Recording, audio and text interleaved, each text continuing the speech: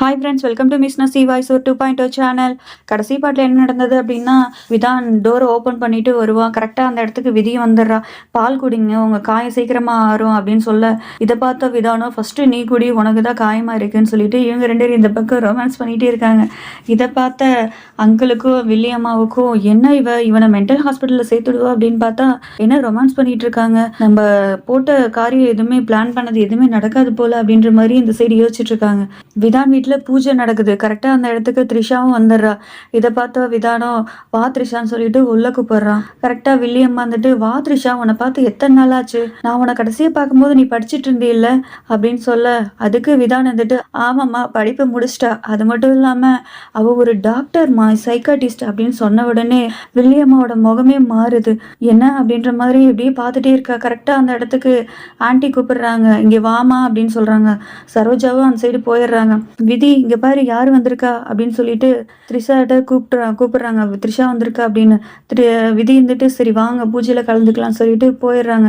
இதை பார்த்த வில்லியம்மாவுக்கோ என்ன இவங்க ரெண்டு பேரும் பேசிக்கிட்டே இருக்காங்க, எதை பற்றி பேசுவாங்க, விதானை பற்றி பேசுவாங்களோ, இவ வேற டாக்டராச்சு, எங்க விதானை குணப்படுத்திடுவாளோ, ஏதாவது நடந்தது அப்படின்னா நம்ம பிளான் எல்லாமே மொத்தமாக சொதப்பிடுமே, இதை எப்படியாவது தடுக்கணும் அப்படின்ற மாதிரி யோசிச்சுக்கிட்டே இருக்காங்க. அடுத்து விநாயகரை கரைக்கலாம் அப்படின்னு சொல்லிட்டு கோவிலுக்கு போறாங்க. கோவிலுக்கு போய் கரைக்கலான்னு அப்படியே விதான் அப்படியே இறங்க போவான். விதிக்கு டக்குன்னு விதான் நில்லுங்க அப்படின்னு சொல்லிடுறாங்க. எல்லாருக்கும் ஒரு மாதிரி ஷாக் ஆகுது. என்னடா அப்படின்னு பார்த்தா ஒரு டைம் இந்த மாதிரி தான் விதான் இறங்குறேன்னு சொல்லிட்டு தண்ணியில் இறங்குறேன்னு சொல்லிட்டு முழுக ஆரம்பிச்சிருவான். அந்த இடத்துக்கு விதி தான் போய் காப்பாற்றுவான். எங்கே அந்த மாதிரி நடந்துருமோ அப்படின்னு சொல்லிட்டு விதான் இருங்க நம்ம ரெண்டு பேரும் சேர்ந்து போய் கரைக்கலாம் அப்படின்னு சொல்கிறான். சரி வா அப்படின்னு சொல்லிட்டு விதானும் கூப்பிட்றான். ரெண்டு பேரும் சேர்ந்து போய் அந்த விநாயகரை கரைக்கிறாங்க. விதான் கோவிலில் பூசாரி கிட்ட பேசிட்டு இருக்கிறத பார்த்துட்றா. என்ன இவன் இவ்வளோ பழக்க மாதிரி ரொம்ப நாள் பழக்க மாதிரி பேசிட்டு இருக்கானேன்னு ஒரு டவுட் வந்துடுது.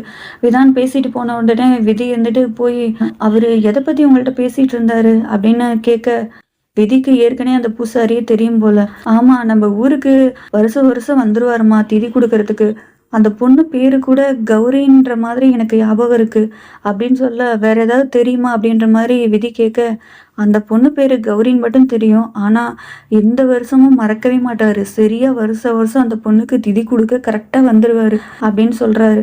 இதை கேட்ட விதிக்கும் சரி அப்படின்னு சொல்லிடுறேன். விதான் போயிட்டு இருக்கும்போது தெரியாம ஒரு பொண்ணு மேல இடிச்சிடுறான். அந்த பொண்ணும் என்ன நீயா என்னை ஃபாலோ பண்ணிட்டு இங்கேயே வந்துட்டியா, நான் தான் உன்னை கல்யாணமே பண்ணிக்க மாட்டேன்னு சொல்லிட்டேல்ல, என்னை விட்டு தள்ளியே இரு புரிஞ்சதா அப்படின்னு அவ பாட்டுக்கு பேசிகிட்டே இருக்கா.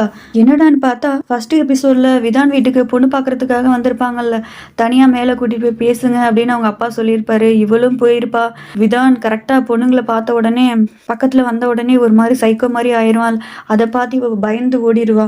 இது யாருக்குமே வீட்டில் தெரியாது, ஆனால் நிச்சயம் நின்றுருக்கோம், அது மட்டும்தான் தெரிஞ்சிருக்கும். என்ன இங்கே மறுதிருப்பியும் ஃபாலோ பண்ணிட்டு வந்துட்டானா அப்படின்னு அவளை இவனை விதானை தப்பாக நினச்சிட்டு இருக்கான். விதான் இருந்துட்டு சொல்கிறான், இல்லை நீங்கள் எதுவும் தப்பாக புரிஞ்சிட்டு இருக்கீங்க, உங்களை தெரியாமல் இடிச்சிட்டேன், அதுக்காக சாரி அப்படின்னு சொல்கிறான். என்ன நல்லவ மாதிரி நடிக்கிற, நீ என்ன பெரிய அப்பாவின்னு நினப்பா, உன்னை பற்றி தான் எனக்கு தெரியுமேடா அப்படின்னு அவ பாட்டுக்கு பேசிகிட்டே இருக்கா. கரெக்டாக அந்த இடத்துக்கு விதி வந்துடுறா. ஏன் இப்படி இவ்வளோ ஹாஷாக பேசுகிறீங்க, சாஃப்டாக சொல்ல வேண்டியது தானே அப்படின்னு. நான் அவன்கிட்ட பேசிகிட்டு இருக்கேன், நீ என்ன நடுவில் வர அப்படின்னு விதியை பார்த்து கேட்க, என்ன பேசிகிட்டு இருக்கீங்க நீங்கள், அவர் என்னோட புருஷன், நான் வராமல் வேற யார் வருவா அப்படின்னு சொல்கிறா. அந்த பொண்ணும் என்ன இவனை நீ கல்யாணம் பண்ணிக்கிட்டியா, அப்போ நீ ஒரு பெரிய பிரச்சனையில மாட்டிக்கிட்டப்போ. இந்த சைடு வில்லியம்மாக்கு ஐயோ இவ எல்லாத்தையும் போட்டு உடைச்சிருவா போலயே அப்படின்ற மாதிரி கோவப்படுறாங்க.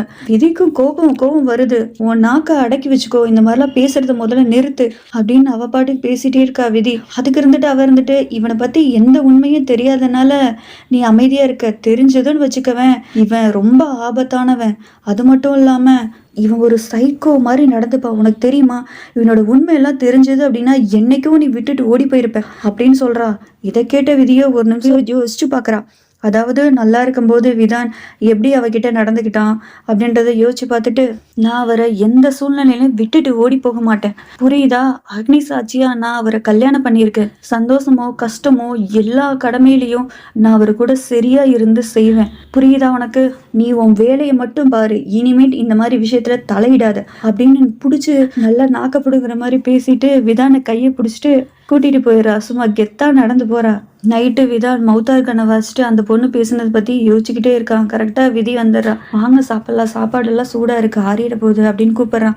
விதானோ எனக்கு சாப்பிட்றதுக்கு எந்த விருப்பமுமே இல்லை விதி அப்படின்னு. அதுக்கு விதி இருந்துட்டு காலையில நடந்ததெல்லாம் நினைச்சு வருத்தப்படாதீங்க வாங்க அப்படின்னு கூப்பிடுறா. விதி நீ ரொம்ப நல்ல பொண்ணு, ரொம்ப சாஃப்டா ரொம்ப ஸ்வீட்டா நடந்துக்கிறேன். ஆனா என்னை கல்யாணம் பண்ணதுக்கு அப்புறம் தான் உனக்கு எல்லாமே நான் உனக்கு தொல்லை மட்டும்தான் தரேன், கஷ்டப்படுத்துறேன், உன்னை காயப்படுத்துறேன்ல, என்னை தயவு செஞ்சு விட்டுட்டு போயிரு விதி அப்படின்னு சொல்றான். விதியோ இதை கேட்டு என்ன சொல்றீங்க நீங்க அப்படின்ற மாதிரியே பாக்குறா.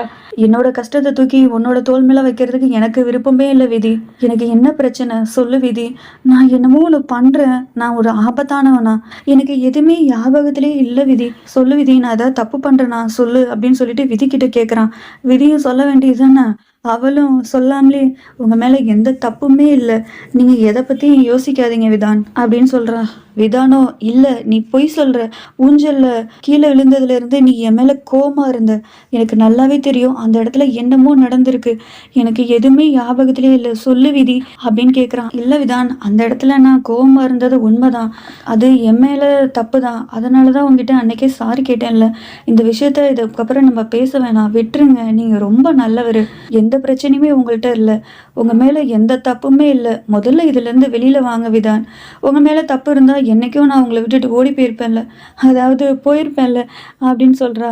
யார் என்ன சொன்னான்றது முக்கியமே இல்லை, அதை நம்ம எப்படி சரி பண்ணணுமோ அப்படிதான் நம்ம சரி பண்ணணும்.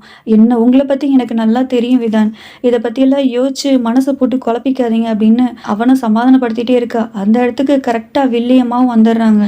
விதான் நீ ரொம்ப அதிர்ஷ்டசாலி விதான், இந்த மாதிரி பொண்ணு கிடைக்கிறதுக்கு ரொம்ப அதிர்ஷ்டம் பண்ணியிருக்கணும், உலகத்திலேயே இந்த மாதிரி பொண்ணு கிடைக்கிறது ரொம்ப கஷ்டம். அது மட்டும் இல்லாமல் மற்றவங்களை பற்றி நீ ஏன் கவலைப்பட்டுட்டு இருக்க, மற்றவங்க என்ன சொன்னா என்ன, என்ன பேசினா நமக்கு என்ன, இப்போ உன்னை பற்றி எனக்கு தெரியும்ல, அப்புறம் ஏன் நீ கவலைப்படுற, நீங்கள் 2 பேரும் சந்தோஷமா இருந்தாலே எனக்கு போதும் அப்படின்னு இந்த சைடு ஒரு ட்ராமாவா வில்லியமா போடுறாங்க. அப்புறம் பார்த்தா தான் தெரியுது விதி நீ இவனை கூட்டிகிட்டு ரூமுக்கு போய் நீ அவனை பார்த்துக்கமா அப்படின்ற மாதிரி சொல்கிறாங்க. இதை கேட்ட விதிக்கோ என்ன ரூமுக்கு இவனை கூட்டிகிட்டு போகிறதா, இவனை போனால் சந்திரமுகியாக மாறிடுவானே அப்படின்ற மாதிரி யோசிச்சுட்டு இதுலேருந்து எப்படி தப்பிக்கலாம் அப்படின்னு யோசிக்கிறா. அதை பார்த்த வில்லியமாவோ போடி போ ரூமுக்குள்ளே போ, இன்னையோட உன்னோட வேலை முடிஞ்சுது, என் பிளானும் சக்ஸஸ் ஆயிரும், இதுக்கப்புறம் என் சொத்தெல்லாம் என் கைக்கு வந்துடும் அப்படின்ற மாதிரி வெள்ளத்தனமாக யோசிக்கிறாங்க. கரெக்டாக அந்த விதி வந்துட்டு ஒரு ஐடியா பண்ணிட்டு நான் இவர் கூட போக மாட்டேன் ரூமுக்கு அப்படின்னு சொல்கிறான். வில்லியம்மா வந்துட்டு சொல்கிறாங்க என்ன விதி என்ன சொல்கிற நீ அப்படின்னு. ஆமாம் விதான் கல்யாணம் பண்ணதுலேருந்து அவருக்கும் எனக்கும் இந்த மாதிரி பிரச்சனை வந்துக்கிட்டே இருக்குது, அதனால தான் கடவுள்கிட்ட பிரார்த்தனை பண்ணி பூஜை பண்ணி விரதம் இருக்கலாம் அப்படின்னு நினைக்கிறேன், அதனால சுத்தபத்தமாக இருக்கணும், புருஷனை பொண்டாட்டி கொஞ்ச நாளைக்கு தள்ளி இருக்கணும் அப்படின்ற மாதிரி ஒரே போடுறா. இதை கேட்ட வில்லியம்மாவுக்கு ஒரே ஷாக்கு. விதான் இருந்துட்டு சொல்கிறான் பரவாயில்லம்மா விடுங்கம்மா அப்படின்னு சொல்லிடுறா. சரி அப்படின்னு சொல்லிட்டு 2 பேரும் உள்ளே போயிடுறாங்க. இந்த சைடு வில்லியம்மாவோ என்னடா இவளுக்கு எதுவுமே தெரியாது அப்படின்னு நம்ம நினச்சோம் அப்படின்னா இவ ரொம்ப தெளிவாக இருக்கா, விவரமாக இருக்கா, கிராமத்து பொண்ணு என்ன பண்ணிடுவா அப்படின்னு பார்த்தா இவ யோசிக்க முடியாத அளவுக்கு நடந்துக்கிறாளே, இதெல்லாம் சாத்தியமே இல்லை, இவ இப்படியே போச்சு அப்படின்னா நம்ம பிளான் எதுவுமே சொதப்பிடுமே நடக்காதே அப்படின்ற மாதிரி கோவப்படுறா. கடவுளே என்னோட பிளான் எல்லாமே சொதப்பாம நீ தான் பார்த்துக்கணும்னு சொல்லிட்டு கடவுளை கும்பிட்றா. கடவுள் எதுக்கு தான் துணையா இருப்பாரு, பொசுக்குன்னு இந்த அம்மா கடவுளே கூப்பிடுது.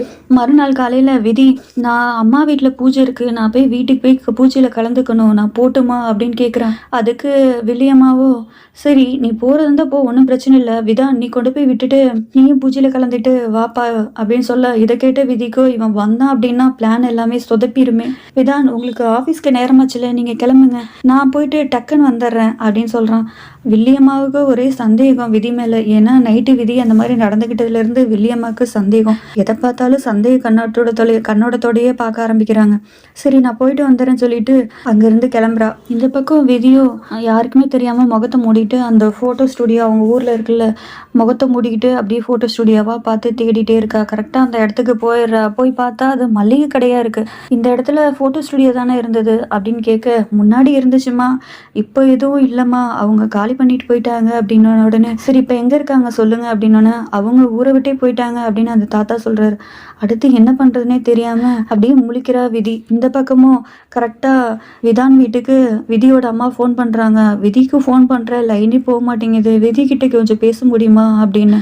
இதை கேட்ட சித்தியோ, அக்கா இங்க வாங்கக்கா, விதியோட அம்மா கூப்பிடுறாங்க, என்னன்னு பேசுங்க வாங்க அப்படின்னு உடனே இந்த சைடு வில்லி அம்மாவோ, பூஜைலாம் எப்படி போகுது, நல்லபடியா முடிஞ்சுதா அப்படின்னு கேட்க, என்ன பூஜையா, பூஜை அப்படின்னா உங்களை கூப்பிடாம இருப்போமா, விதி எங்க இருக்கா, நான் விதி கிட்ட பேசணும் அப்படின்ற மாதிரி சொல்றாங்க. உடனே வில்லியம்மா இருந்துட்டு புரிஞ்சுக்கிட்டு, விதானும் விதியும் வெளியில போயிருக்காங்க, வந்தோடனே உங்கள்ட்ட பேச சொல்றேன் அப்படின்னு சொல்லிடுறாங்க.